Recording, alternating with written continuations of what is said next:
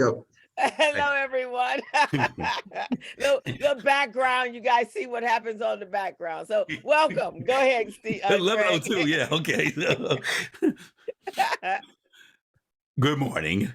Good afternoon. Good evening to a few of you. Welcome to today's community briefing. My name is Gregory Sneed, and we're glad you're here. Today is the 6th of April. You always have to double check. This is 6th of April, 2023.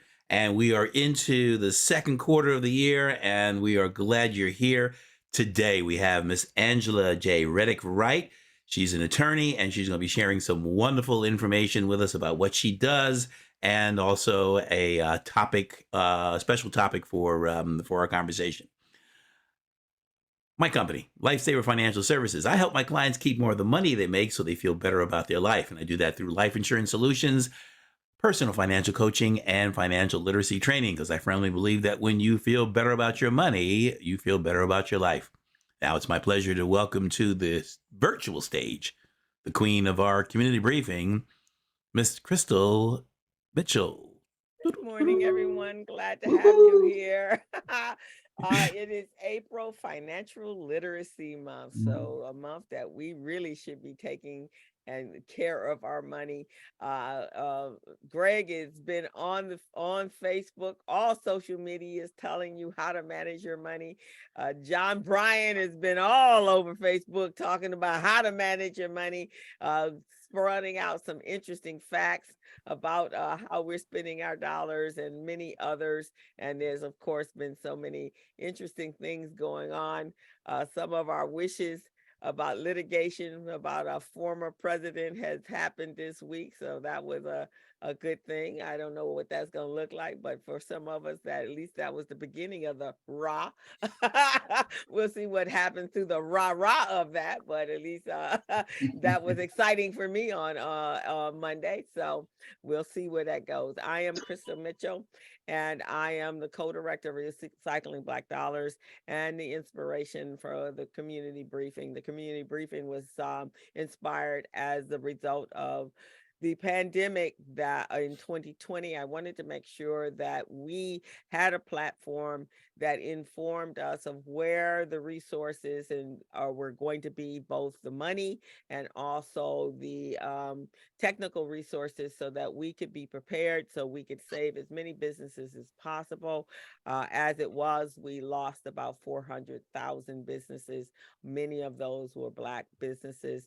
And so I wanted to make sure what we could save, we would save. But also, I wanted to make sure you guys understood who our leaders and stakeholders are and what was going on, because my favorite saying is, if you're not sitting at the table, you are on the menu, and you truly need to know what is being spoken of about you. And we are most often on the menu. And there are many conversations being had about us. So I bring the people to you, or we bring the people to you that are sitting at those tables. So now we can have those discussions, and it is up to us to then go back and make sure we have some input about that. So that is the purpose of the community briefing. It is our community briefing, not just the team here, which is Gregory Sneed, Ms. Robin Billups, myself, and Stephen Turner. It is all of ours. This is a collaborative effort. It is sponsored and powered by the Recycling Black Dollars, as well as the BBA, the Black Business Association, and all of the other associations here. If you are Black, we are all, and your skin is the same color as mine, we all in this game together, and we all have to fight for the preservation of us and our community. And so that is why we're here. We have a great guest today, Angela Reddock-Wright. She is out there fighting for the employees and equality and all of the rights. And today we're talking about anti-Black rhetoric. And this is one of the anti-Black policies we're working on with for the BBA, right? So we are really happy to have her. We are so thrilled that all of you guys are here, our regulars, as well as some new faces. And so shout out to all of you. With that, I am going to turn it over to Miss Robin Billups. Good day, everyone. Glad to be here. I'm super excited because Angela and I have a long history, and I'm just uber proud of the fact that she continues to be in the forefront of representing us and creating clarity for us. I'm Robin Billups with the Billups Group. I'm a professional advisor. I'd love to be able to talk to anyone who's looking to elevate their opportunity towards contract readiness, but also too for corporations who are looking to be in compliance with their diversity supply chain inclusion, as I call it. I don't believe in supplier diversity unless you're sitting in procurement. So supply chain inclusion is what my specialty is. Have a history of doing construction financing. And one tidbit, every company that has supplier diversity, about 60% of their spend is in construction and facilities. It's either new construction, rehab, remodel, what have you. So there are some great opportunities out here. And again, the community briefing, we believe in resourcing. Let's illuminate every resource that's available out there so folks can't say nobody told me. So welcome everybody, and I'm going to turn it back over to Greg. Thank you, Robin, and welcome to everybody. So our guest today is Angela J. Reddock-Wright. And we've not had the pleasure of meeting before, but hopefully we get a chance to meet face to face one day. And maybe you'll tell us what the J is stands for. I'm a guess, Jeanette. No? Okay, all right. So, Angela J. Wright, Reddock-Wright, Esquire, as she's an employment attorney and mediator. She was named Best Lawyer in America by the U.S. News and a top 50 women attorney by the Daily Journal. She's an employment, labor, law, and Title IX attorney, mediator, and arbitrator based here in Los Angeles. In addition to her own firm, the Reddock Law Group, Angela also serves as a mediator and arbitrator with signature resolution media cases throughout California. In her nearly 30-year legal career, she's litigated, investigated, and now mediates some of the nation's most sensitive and high-profile employment and Title IX cases, including cases involving race, gender discrimination, sexual harassment, battery and assault, and retaliation. She's a member of the College of Labor and Employment Lawyers and a past president of the Southern California Mediation Association. She also serves on the panel of mediators for the United States District Court, Central District of California, and an adjunct professor for Employment Mediation Clinic and USC Gould School of Law.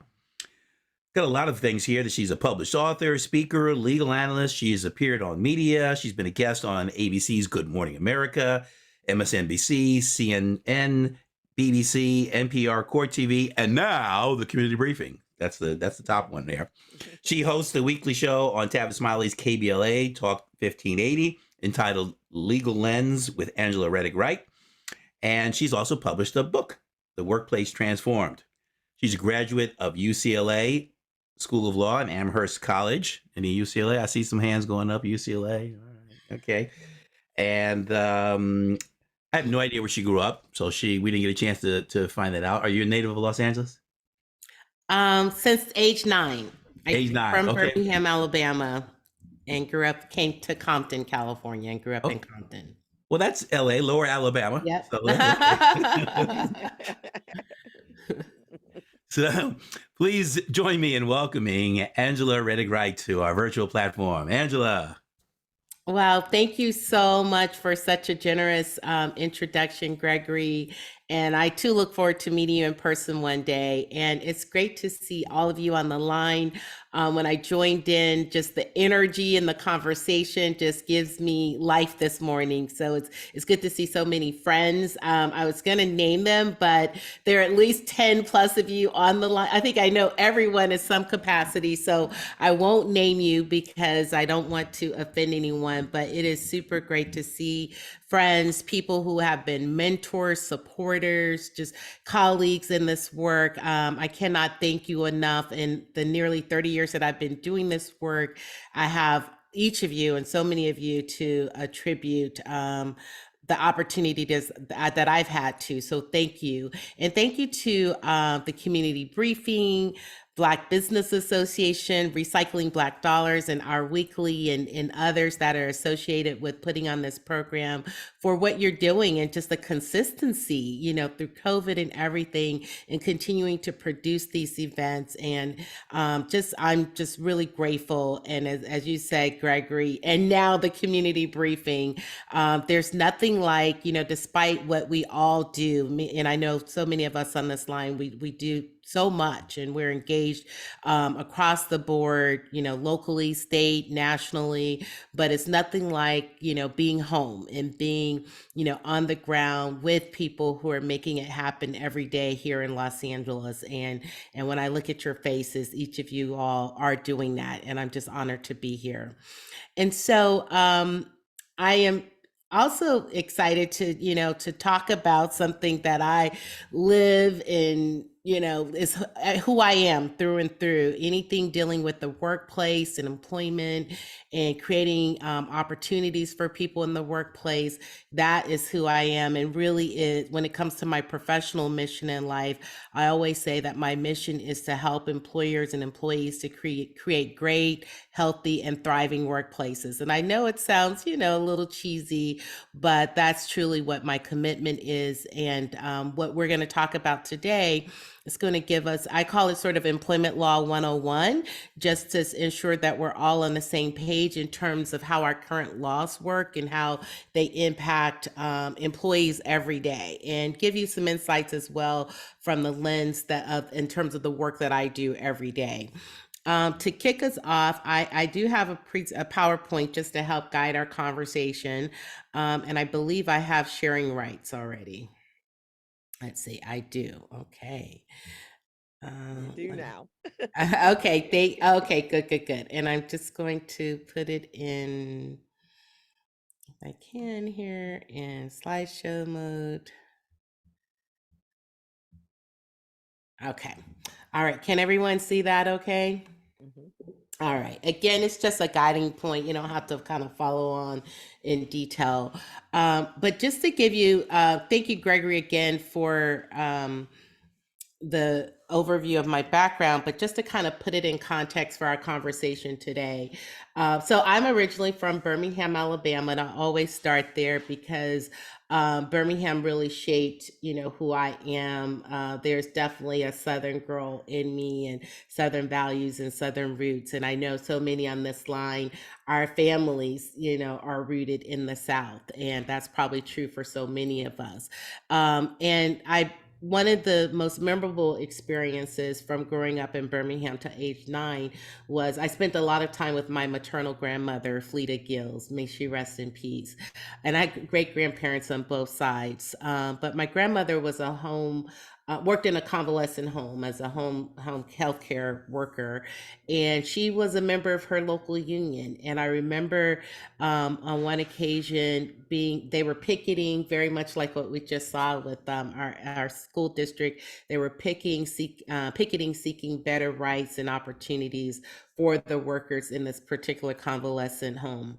And, I was probably age 6 or 7, didn't really know what it was about, but I remember being, like, yes, we can, yeah, fight, there with my grandmother right in the heart of things. And so little did I know that moment, that many years later, I would go on to become an attorney and to specialize in employment and labor law. So I definitely pay tribute to my grandmother and believe that my early sense of what's right and wrong and helping to advocate for what's right in the workplace, started, at that time growing up with her in Birmingham. So jump ahead. I thought I was going to be an entertainment lawyer, something about being in LA, being from LA. You meet the average law student, they're in LA, they're like, I'm going to be an entertainment attorney. So actually everything I did in law school was entertainment related. And I, have a love and passion for gospel music. So I actually thought I was going to grow up and open my own record label someday, and maybe I will. If I get find another 24 hours in the day, so to speak. But just so happens when I graduated from law school, the job market was pretty soft. And so it was hard to, the goal of any law student at that time in 1995 was just to find a job. And so my first job happened to be with a boutique employment and labor law firm where they represented companies in terms of employment discrimination, harassment, the full gamut of employment laws. And that firm was owned by a Black woman, actually. And so had a chance to learn from and be mentored by someone who I still consider to be one of the best in the business. Her name was Naomi Young. And from day one, I literally fell in love with employment law, didn't look back in terms of entertainment, and just, went forward full-fledged becoming an employment lawyer. So I was what we call an employment litigator for about 15 years, where I actually worked on both sides. I started out working on the company side, which I will say is, many people, when I would say that, they were like, oh, you're on the bad side. But, even to this day, almost 30 years later, we need people like me, you, on that side as well, because we're in a position when we're there to be able to tell companies, tell organizations when they're doing something wrong and that they need to pay up and be accountable to what happened over any particular lawsuit. But I ultimately went out on my own and started to represent individuals as well in all aspects of employment law, as well as Title IX law.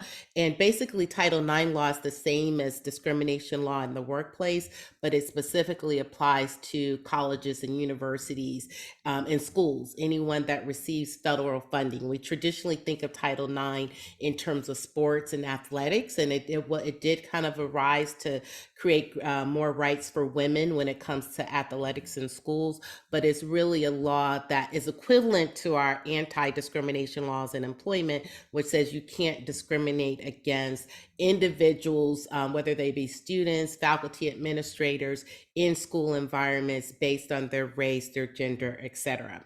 So I actually do both discrimination law, traditional employment discrimination law, as well as Title IX law. And I do hazing and bullying, which also kind of ties in when we talk about students in particular, or members of, say, the Catholic Church, et cetera, when they've experienced sexual abuse as a part of their membership. So my whole work and life's work deals with individuals who are harassed, discriminated, bullied, hazed, whether it be in connection with school, work, or, an organization. So that's what I've been doing the last 30 years. But after litigating for about 15 years, I decided I wanted to become a mediator and an arbitrator. And you may have heard in the news that, probably the most noted news story around this was a few years ago. Jay-Z, the rapper and music mogul, he had a case in arbitration. And when he asked for a list of arbitrators, one of the big arbitrator providers out there is the American Arbitration Association. And when he asked for a list of arbitrators, and arbitrators are basically judges, but in private disputes, there were no people of color, no African Americans on that list.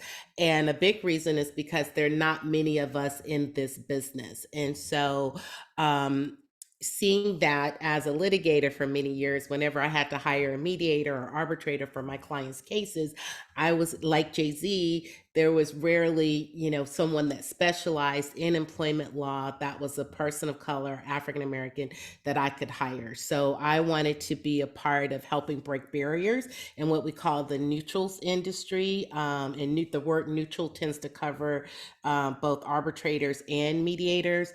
So I decided I wanted to break barriers in that and started on that pathway about 12 years ago. And so now I, full-time as a mediator and arbitrator. And so what I do on a day-to-day basis is when someone has filed a lawsuit at some point, or even before they file a lawsuit and they're working with attorneys, at some point in the process, they, with their attorneys, will decide they would like to mediate their case. either before filing a lawsuit or in the middle of the lawsuit. And then they will pick a private mediator. And so most of us, we're part of organizations like the American Arbitration Association, which I'm a part of as well. But most of my day-to-day work comes from an organization called Signature Resolution. And so we are picked, to come in and help parties settle cases. And I'm going to give you an example of a case that I literally just mediated a couple of days ago, which I think demonstrates our topic today of Stop Hate in the Workplace, and talks about the fact that these issues are still quite prevalent in the workplace, and how important it is not only just to have African American attorneys that are representing individuals, but to have someone like me in the room that's helping to mediate and create settlements around these types of cases as well. So that's what I do every day. So those of you, some of you may call or send people my way, and I'll say, thank you so much. I'm going to make a referral for them. That's because I don't actually represent clients anymore, but I have a great referral source. So that's what I do, and hopefully it'll give context to our conversation. So Stop Hate in the Workplace, I actually, or the Stop Hate campaign itself, before I got the invitation from Sarah Harris on the line, I actually didn't know that the state of California had started a formal Stop Hate campaign. So I learned something by being by this invitation being extended as well. So thank you. So what I first want to just highlight, just to make sure that we're all on the same page and understand this campaign and what it's all about, is kind of talk about that actual campaign and then tie it to how it applies to the workplace and where there's overlap. Maybe, I don't know if you've had speakers in the past already. If you have, that talked about the campaign itself, I apologize. But to ensure, at least for today's conversation, that we're all on the same page, wanted to start there. Not as good as you, Angela. Oh, thank you. You know what? Your check is in the mail. You are just all right. So Stop the Hate campaign. And most of this information I received from Our Weekly, great newspaper media source, and they are one of the media outlets that has a contract with the state of California to promote the Stop the Hate campaign. But this is initiated by the California Civil Rights Department, which is significant because that's the same department that oversees the anti-discrimination laws when it comes to employment and housing. So this department is now a kind of very central and important department for our communities. So they initiated this campaign, and it specifically supports nonprofits and ethnic media outlets like Our Weekly, who are working to address hate in our communities. Our Weekly reported that the goal of the campaign is to help solve hate crimes and incidents by creating a community-centered approach to identifying issues of hate in our community. So I love that they are reaching out and partnering with the communities to come to our communities to come up with solutions. And the CRD, or the California Civil Rights Department, has committed to connect to culturally competent resources to improve hate incidents and reporting data to enhance prevention and response time. And again, that's reported by Our Weekly in an August 24th, 22 article. The head of strategy for strategic initiatives for the California Civil Rights Department, Becky Monroe, she gave a quote where she defines hate crimes versus hate incidents. And it's basically what we know, but just to again, just so we're, all on the same page in terms of what we're talking about, a hate crime under California is actually a criminal act, right? So I don't do criminal law. So if anyone wanted to pursue any kind of action or file any type of complaint under the California hate statutes or criminal hate statutes, it would be best to talk to a criminal attorney or someone that specializes in this work. But it is considered a criminal act, which means individuals that commit hate crimes can be prosecuted criminally.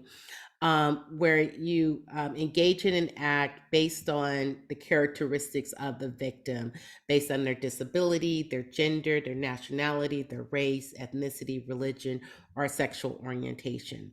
And a hate incident is where someone engages in some type of threatening act or physical act of violence because of those same characteristics.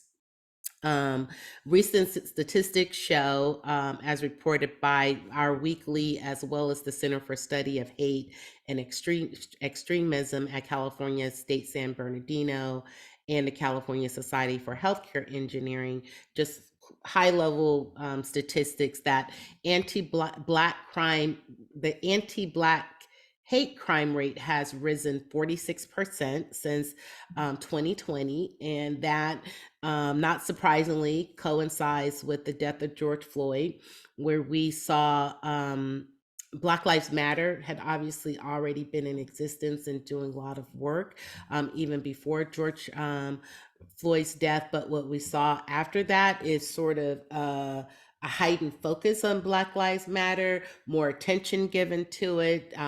It take the hashtag in the organization itself taken more seriously, and other organizations that are on the front lines fighting for civil rights and other opportunities for people. And what I've seen in my work as an employment lawyer and mediator is I also saw a spike in terms of the complaints that were being filed related to discrimination and harassment in the workplace. And in particular, the phenomena that I'm sure most of you heard of is if we go back, what 3 years ago now, to almost 3 years ago, to George Floyd's death. And we recall this phenomenon. We're also in the middle of COVID now. Mind you, the stay-at-home orders were in March 2020. And, we first started to hear about COVID in November, December 2019. So here we are, trying to figure out what to do with COVID, stay-at-home orders.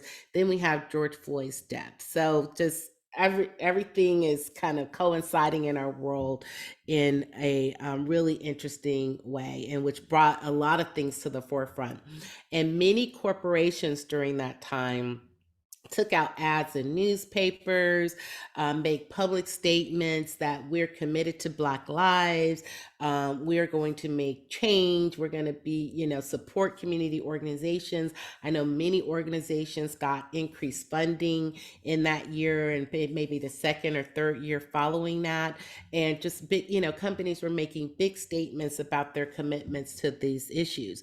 And what I saw happening in my role as companies were making these big statements, the employees that work for these companies, in particular African-American employees and other employees of color and women, were saying, wait a minute, company, you're making this big statement to the media, you're funding organizations like the Urban League and NAACP and other organizations, but what about us here internally? That basically what you're saying publicly does not match what is happening on the inside.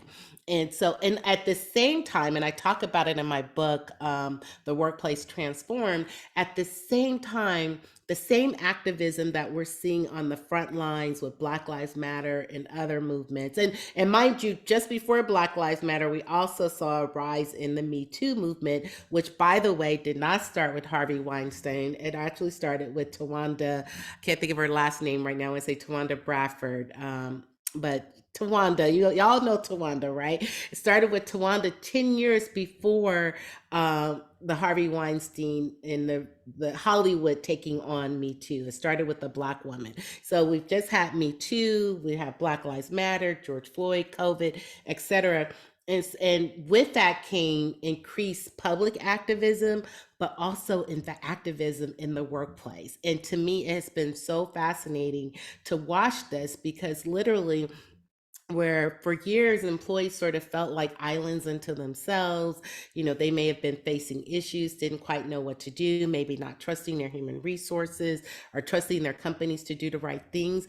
But from the tech industry to the healthcare industry to school districts, employees literally this last 3 years have been coming together in large numbers, in droves, whether they're unionized or not, and saying, we're not going to take this anymore. So what it did is it also empowered the individual employee to kind of step forward and say, hey, I feel that I've been passed over for promotions. My salary is not commensurate with my colleagues. I feel I've been the victim of discrimination or harassment in the workplace. So we have definitely seen an uptick and a rise in the number of complaints that have come forward around discrimination, around harassment, and other forms of violations in the workplace, despite the public statements that many companies have had. The other thing that companies did, everybody hired a diversity, equity, and inclusion officer, an executive, a manager, vice president, what have you. And all my friends that work in the DEI space, and I see you on this line, you know, I imagine from what I was hearing that this last 2 to 3 years has been amazing for you in terms of your work. But now what we're starting to hear is that these companies, while they make these great pronouncements, did not do the inside work to make sure that, you know, what they were saying publicly matched with what was happening on the inside. They didn't empower the DEI consultants. Many of them didn't. The consultants, the managers, the executives, et cetera. And so many of us that do this work are very frustrated because we're in it for the right reasons. And we're like, unless you empower us to really make change, you know, we're just here, you know, as a check mark on your list of things that you did. And so I think it's going to be quite interesting to see what happens over this next year in particular, to see if we can bring our companies, bring our organizations back to that place where they really stay committed to what they said publicly. And many are using as an excuse the economy. There are lots of layoffs happening, particularly in the tech industry. And they're saying, well, and now that the COVID, you know, regulations have been rolled back, you know, companies are not feeling as accountable to what they said before. So we have to keep up the activism. We have to keep up, you know, working together in groups, because again, we're more powerful as a group than we are as individuals, to make sure that the companies that we support, you know, with our consumer dollars, the governments that we support with our tax dollars, are being accountable to doing the right thing by people. I wasn't going to give that part of the speech until much later, but it just, in terms of statistics, it kind of ties into COVID and George Floyd being pivotal moments in terms of changes in the workplace. And where we are now is as a question of, will we be able to keep up that momentum? We see unionization in places like Starbucks and McDonald's and just across so many non-traditional industries. So the one thing I can say for sure is employees, if COVID didn't teach us anything, it's taught us that we can't have business as usual, and that, you know, we're just not going to take anything anymore. So I think we're going to see things come to a head, you know, and either see the traditional employment environment evolve into something greater, or hopefully not revert back to times, you know, 20, 30, 40, 50 years before. We've also seen an increase in anti-Asian crime, hate by 224%, as well as Latino crime rate by 41%. I know we want to have questions, so I'm going to try to I see we're already well behind.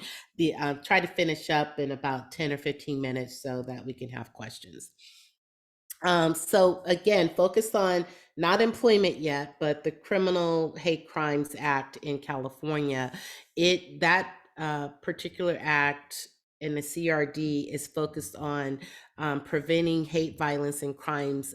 It can constitute threats, verbal or written threats. It could be physical assault or attempted assault, hate-related graffiti, swastikas, offensive symbols, cross burnings, bomb threats, arson, disturbance of religious meetings. We're unfortunately seeing our churches under attack so much, and synagogues, vandalism of property or damage. Those are examples of what can constitute hate, violence, or hate incidents.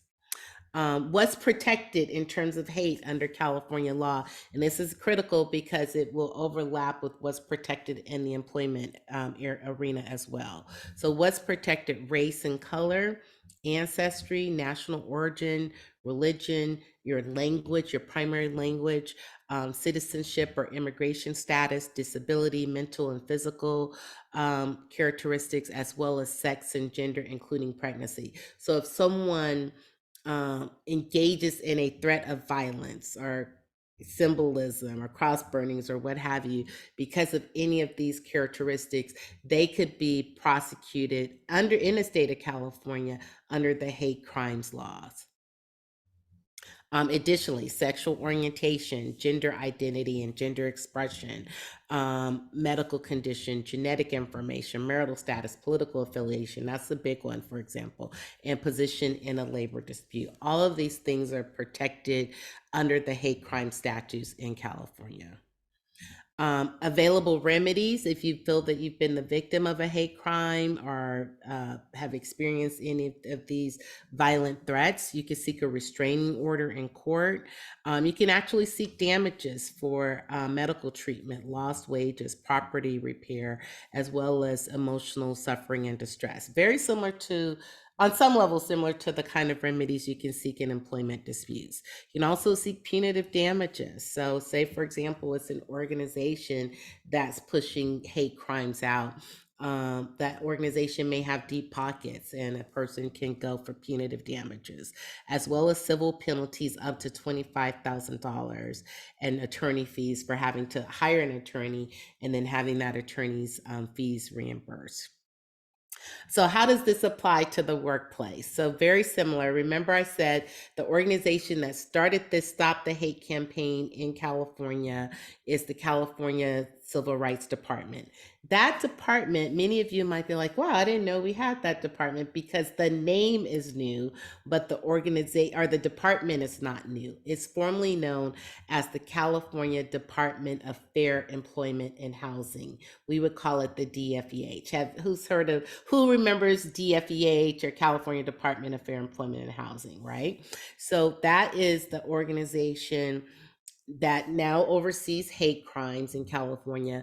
But the reason it was called Employment and Housing is because they also oversaw discrimination claims with respect to employment and also with housing. So we could have housing is not my specialty, but we could have a whole nother conversation on housing. And in fact, the month of April is Fair Housing Month. And on my radio show, I'm doing a series starting this Saturday on the current state of housing in Los Angeles and California. So definitely tune in for that. So they also oversee discrimination in employment. And let's just jump right into it. So there's that connection there. And what we have in just to give you the overview of kind of how the employment laws work, we are protected in terms of our employment rights, both at the federal level and at the state level. The federal level, we've all heard of Title VII. The most recent Title VII Act was passed in 1964. And that basically prevents discrimination in terms of employment based on race, gender, religion, etc. In California, and most states have it, but California is probably the most progressive, along with states like New York. We have our own state anti-discrimination laws in employment and housing called the California Fair Employment and Housing Act. We attorneys, we call it the FIA. And then we have all sorts of related laws that add to the basic federal Title VII law, as well as the California FIA, such as the Family Medical Leave Act, which is a federal law. It protects individuals that needs to take time off for their own serious medical condition or that of a family member. We have the Federal Americans with Disabilities Act, which protects individuals with disabilities. And then the equivalent of the ADA in California is the California Family Rights Act, which gives you rights when you need to take time off for your own serious medical condition or the medical condition of a family member. And then, we have the Federal Equal Pay Act, as well as the California Pay Act, which prevents discrimination in terms of how people are paid, making sure that if you're doing like work, that regardless of your race, gender, etc., that you're being paid on par with your peers for that work. And then, of course, we have the California Crown Act, which protects individuals in terms of our natural hairstyles in the workplace. And California led the way, being the first now of 18 states to pass that law. And it hasn't, by the way, been passed at the federal level. It's been presented, but of course it, it's made it through the House of Representatives, but it hasn't made it through the Senate. So definitely will be, hope that under Biden's administration that the California Crown Act will ultimately, that we'll see a change, in the Senate in the next round, and that ultimately the California Crown Act, as well as some other advancement in our employment and civil rights laws, will advance at the congressional level. Okay, so again, federal Title VII is just the baseline. It's very basic. It says you can't discriminate in hiring or employment with respect to race, color, religion, sex, or national origin. Now, the reason it's important to distinguish between the federal Title VII Act and the California Fair Employment and Housing Act is because the California Fair Employment and Housing Act is like the Cadillac of all anti-discrimination laws across all 50 states. It literally protects every possible protected characteristic. So first, let me say it applies to employers with 5 or more employees. So if you're a small employer, 5 employees, you still have to comply with these laws. And it basically, like Title VII, makes it illegal to discriminate against people in employment or hiring based on protected characteristics.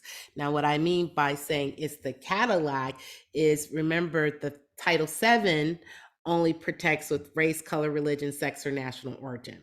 We go to California, it protects race, color, ancestry, national origin, religion, age, disability, and probably the most significant distinction is when it comes to claims of gender.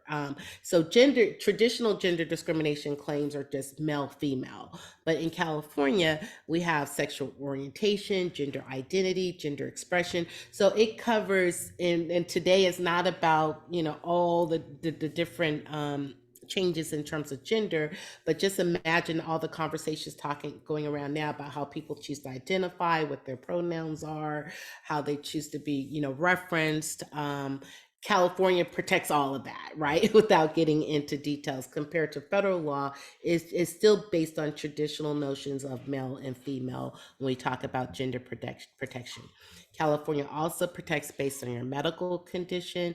So if you had cancer or AIDS or just any, serious medical condition, your employer cannot discriminate against you in California based on that condition, or your genetic information. Like many of us are taking genetic tests now, and if somehow our employer finds out you have a genetic predisposition for cancer or something like that, they cannot discriminate against you based on that, or your marital status, or your military or veteran status. Now, the other reason why this is important, and I'll kind of jump ahead for a second, is because if you personally, or someone that's considering filing a lawsuit based on discrimination or harassment, if they go to an attorney and that attorney says, "Oh, we're going to file on a federal law," you need to think, and you live in California and that employer is based in California, you need to think twice about that attorney, because it means they probably don't know too much about California employment law, because it is the rare instance that you ever want to file a California employment lawsuit in federal court. Sometimes you have to because of jurisdiction issues and where the employer is based and the type of claim you're bringing. But for the most part, 99% of California discrimination cases are going to be filed under California employment law. And that's because, one, it covers everything. The remedies are much bigger and greater in California state court versus federal court.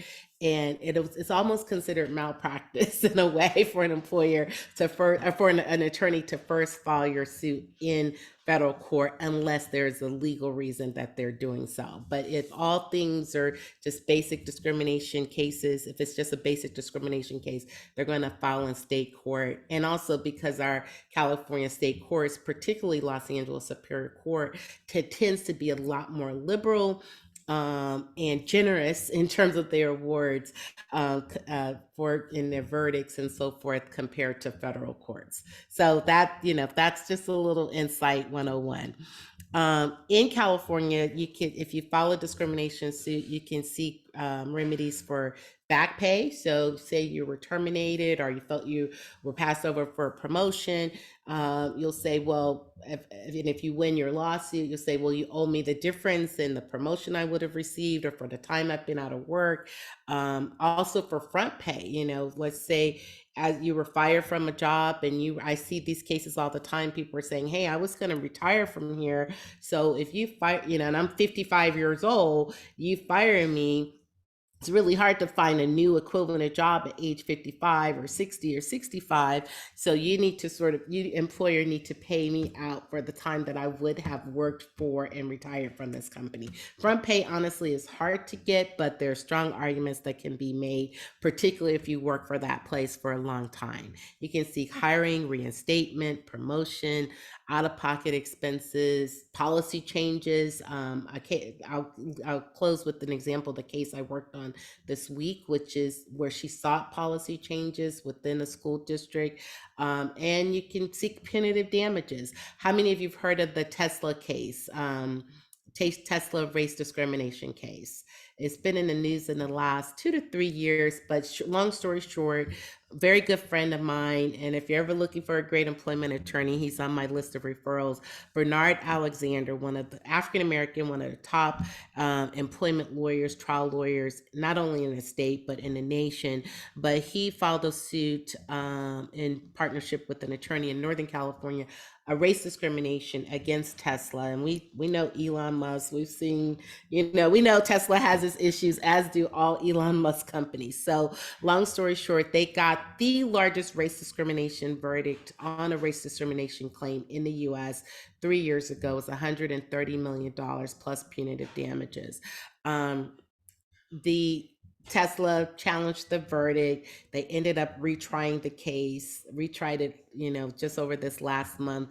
And just this week, the jury reduced the verdict, I think, to 3 million or so.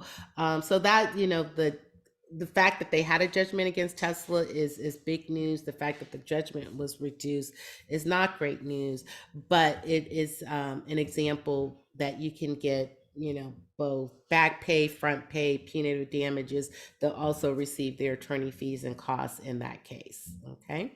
And this is where I'll end. To pursue a discrimination complaint, so if it's there, like I said, on the Stop Hate campaign, is consistent with what we're seeing in the workplace, that the claims for discrimination and harassment are up, and people are feeling African Americans and people of color are feeling like the workplace overall is not favorable to them. And so we're seeing that in complaints. If someone is considering pursuing a complaint, first find an experienced attorney. Like I said, even just knowing the difference between, filing in federal court versus state court on an employment claim is a critical issue, because it impacts how your case might go through the system, and it impacts the potential damages and the award. The statute of limitations on most employment claims is 1 year. So what that means, if you feel you've been discriminated against or harassed, sexual harassment, now we have I think it's a 3-year statute of limitations. Don't hold me to that. I need to clarify that. I think it's a 3-year statute of limitations coming out of the 2-year statute of limitations coming out of the Me Too movement. But you now have up to 1 to 2 years to pursue a discrimination complaint. So from the moment that you're being discriminated against or feel discriminated against, it's important to consult with an attorney, because that 1 year will go by really fast, and you don't want to be up against the gun in terms of knowing whether you can file a complaint or not. Before filing a civil complaint, you might consider filing an internal complaint with your Department of Human Resources or the appropriate entity within your company or organization. I know there's a lot of distrust of human resources in some instances. I'm big fans of HR people. I believe most of them try to do the right thing. It's a very hard job to balance the company's interests against employee interests. But I always tell people, give your company, give your organization the opportunity to do the right thing. You can file an internal complaint and still pursue civil options. But it kind of depends on time. It depends on the advice and counsel of your attorney. So there's a lot that goes into knowing what the best way to pursue that is. To file a civil lawsuit, this is really important to understand. In California, and even at the federal level, before you can file a civil lawsuit, you first have to do what we call exhaust your administrative remedies. That means you have to first file either at the federal level with the EEOC or for a California state suit with the California Civil Rights Department. So that after this call, you definitely want to go to that website to learn more about their Stop Hate campaign, and also they give you all the details about how to pursue a civil complaint in California. But you first have to start with that agency, and that agency will either do their own investigation or they will issue you an immediate right to sue letter. Even if they do an investigation, at the end of their investigation, they will issue an immediate right to sue letter. And then you have 1 year to file with the agency, and then you'll have 1 year if you file with the CRD to file a civil lawsuit after you get that right to sue notice. So again, that's why you want an experienced attorney, because the deadlines and the timelines are critical. And if you miss it, it is very hard to come back. That, like, I didn't know the law, I didn't, understand it. Unfortunately, is not, unless it's your attorney's fault, like they misguided you, but just I didn't personally know the law or didn't know what to do. It's unfortunately not an excuse to overcome the statute of limitations. So that's why I would say the minute, and sometimes an attorney may say, well, I won't take your case now, but they'll give you basic advice as to what to do. But it's important, on the front end, and it's hard to find great attorneys. I know it really is hard. People are so busy. Even my list of referrals are like, they can only take on so many cases. But if you can find an attorney just to consult with, is really, really important. And then from there, if you decide to go all the way, you file your lawsuit, and hopefully have a favorable outcome. Many cases now, and I promise you this is the last thing I will say, are now subject to arbitration. Many of you may have worked for places where when you sign up, you get hired, they have you sign what's called the arbitration provision. You don't really know what that means at the time, and you're all excited to start work there, and you're like, oh, great, sure. And then let's say things fall apart and you decide you want to sue.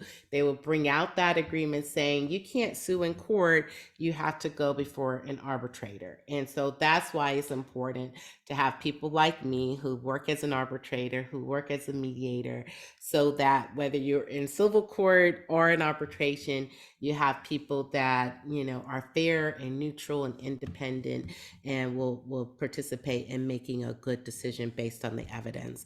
And in all of these processes, there's the opportunity to mediate. That's what I do day in and out. Mediation gives certainty. It allows you to settle your case without taking the risk of going to court. And court these days is rolling a dice. Even if you have a good case, you just never know how a jury's going to come out. So it's rolling a dice. So I always encourage people to think about mediation. I'll share this presentation. Here's the resources that I mentioned during the presentation. And then to follow me, you can go to my website, AngelaReddock-Wright.com. My mediation bio is at signatureresolution.com. And I encourage you all to listen to my weekly radio show where we talk about legal and policy issues that impact our communities on KBLA Talk 1580. And follow me on Facebook and Instagram at I am Angela Reddock-Wright. So I know that was a lot, and I don't even know how much time we have left, but I'm hoping, and we have 6 minutes. Well, Just as an example to say hate still exists in the workplace, the case I did this week, I can't share, mediations are confidential, so I can't share the place, the employer, all that. But in essence, this person was a school counselor, and she considered herself a big advocate for students and wanted to make sure parents were involved in process. And specifically, she was a counselor for students with special needs. And so there was multiple instances, but this particular instance stood out. Her boss, there were 2 students, African-American students, who kind of kept getting into it. And one used the N-word. And her boss, who's Caucasian female, kind of came to her, described this incident, and she used the N word, not just N word, but actually used the word and just kept repeating it and felt licensed to keep saying it because that's what the students said. And so the counselor was like, no, just, I know the students use the word, but please stop using the word. Let's just refer to it as N word. And the person just kept using it and just felt entitled to do it because she's like, well, they used the word. Why can't I use the word? And it was just the way she described it. I could see how it was so offensive. It led that, coupled with some other things, led to her filing a race discrimination claim against the school district. We settled the case. I was glad that I was the person in the room as the mediator to tell that school district, because they did want to try to make an excuse for it. They wanted to say, well, the manager was just repeating the words that the students use. I was like, no, there are no circumstances where you can use and repeat that word, even if someone else is saying it. So yes, hate still exists in the workplace. I think we're going back to where we were before George Floyd, where people are non-Blacks, non-people of color are feeling entitled to say and do whatever they want to do in the workplace. And that's not cool. So I'm glad to do the work that I do and to be able to be a voice, a neutral voice, an independent voice in helping people to resolve their cases through settlement. And I think, Angela, you're absolutely right. But I also think, especially in the Stop Hate, we have to be very intentional, and we have to educate, and we have to use data and resource and numbers. And like your presentation, we had, thanks to Sarah, we had Hyman M. Is that what's her name? Payton M. And she also was very intentional with her information, as well as a supervisor, Holly Mitchell, is doing her racial justice learning exchanges, which are awesome, and they're bringing information. And just like the right is making sure that they shut down and close down wokeness, as they call it, we have to make sure we are being very deliberate and very intentional about keeping our history alive, and using social media for what it's supposed to be used for, right? Keeping our information and keeping our history alive and educating. I don't know if many of you have TikTok, but there's a young lady out there. Her name is Amy Chin. She is educating. She is on her TikTok. She goes by the I think her name is Circus Fairy, FAERY 33. She is educating on anti-Asian hate, anti-Black hate. The young lady is phenomenal. And I mean, she goes back to explain how it all starts from the start. She talked about why the pitting of the races together and how it got started. But that's what we have to do. We have to educate. And that's how we overcome this. But until we do that, if we keep sitting in the dark and being apathetic and being afraid to speak out, we don't get anywhere. And I think that's the same thing even in the workplace, when we have hatred and racism going on. And if we keep our mouths shut, then we'll go back to what we've been doing. Well, one of the things that I have a question, but I also have a statement. I think it's critically important. Robin, before you say, I just want to say, I know it's 11 o'clock, I went long, but I can stay on if people have questions, as long as you all are okay with that. So please feel free to go.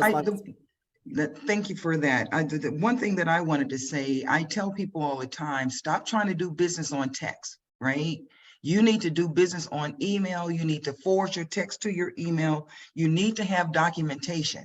You cannot allow stuff to happen and then you're talking to folks, but you haven't written it down. If you're in a meeting and something goes haywire and there is no agenda, there is no documentation from their side, go back to your desk and memorialize. So the critical piece is to have the documentation so that somebody like Angela can put a case together, so that your attorney can put a case together. But my real question is this: You talked about a mediator arbitrator role as an attorney. Let's talk to the young people who are in law school right now trying to figure out what they want to do, what area they want to focus in. Can you address that a little bit around what would be the steps in order for for us to increase the numbers of folks that look like us that are mediators and arbitrators? Right. So it's kind of becoming a mediator and arbitrator sort of considered a badge of honor, so to speak, Mhm. after you have practiced for so long Got and it. Okay. distinguished yourself. So to do it and make money at it is it's not generally something you can do fresh out of law school, right? Because Got it. mediation unfortunately hasn't become sort of this household thing, because I'm a big believer. I'm like, we should be mediating everything, not just employment cases, but mediation should be, a first option for neighbor disputes, for political disputes, across the board. So it hasn't gone to that place yet where it's something that consumers embrace and are willing to pay for. But in the legal community, in the past, it used to be, before attorney litigators started to become mediators, it used to be where if you were a judge and you've been a judge for many years, then when you're retired, you would become a mediator. So one example we all probably know and have heard of, Judge Candace Cooper, African-American, former California appellate court judge. So she's a mediator now, and is actually a partner in a big mediation firm, JAMS. There's American Arbitration Association, JAMS, my company, Signature Resolution. And she's one of the partners there. So she kind of represents the traditional path: be a judge, retire, and go off into the sunset, making a lot of money, helping people settle their cases.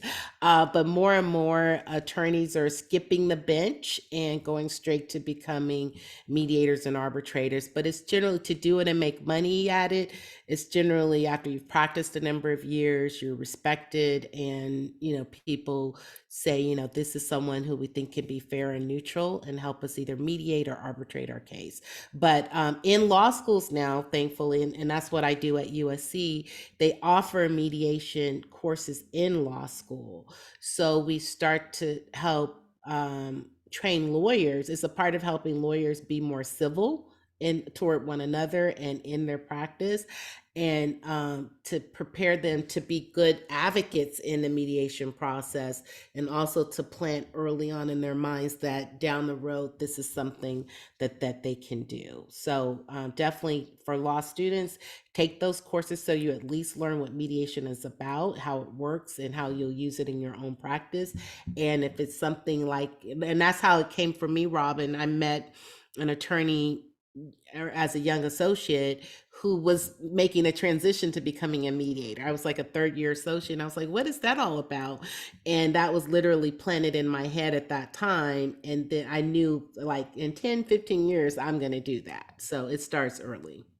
Awesome. Well, thank you That was so great much. clarity. So much. You've been awesome and very thorough. Thank you, Angela. Yeah. We are here to support everyone. You have the where she is. Follow her. She's at 1580.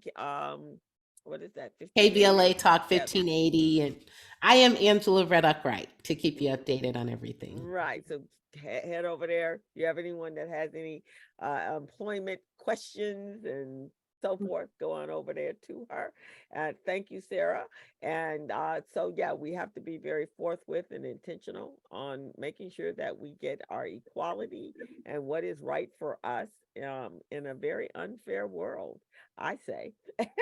And thank everyone for being here. Next week, we have Delphine Pruitt from US Bank. So please come back and join us. We ask you to go over to our YouTube channel and hit that subscribe button. We want to grow that channel, and so that we can begin to monetize. We want to thank you all for joining us, and please come back again next week. This is the place to be every Thursday at 11 a.m. to get and meet some amazing people as you did today. Thank you, Yolanda. You have a question for us? You have your hand. No, I just want your flyer. I'm bringing a group of kids to tennis. Is it on this Saturday? Yes, it is. I sent you the flyer the other day. Did you get it? I'm sorry, I didn't get it. Can you send it to me again? Because I've got like 10 kids I'm bringing. Okay. 10 o'clock you start, right? Yeah, so I will send it to you again. Can you put your email in there again? But I did send it to you last week, but I'll send it to you again. Okay, well, I'll check my email to make sure. I'm sorry, Miss Crystal. Check your spam. But yeah, we're there this Saturday. I will. All righty, Okay, guys. I'll be there Saturday. Thank you so much, guys. Angela. Thank Angela, you so this much, was community wonderful. briefing. This was a great one. Thank you so all. I much. appreciate it. Good So good to see everyone. conversation. Joseph, we're looking forward to seeing you and hearing from you soon. Emma, thank you. Emma, we had such a great time at the We Glass. did. Yes, we did. Yeah, we Everybody was did. beautiful. And thank you, Angela, so much. She is amazing. My And Yes, she pleasure. is. She is. all pie and everything she's ever done. So thank you. Oh, thank you all so much.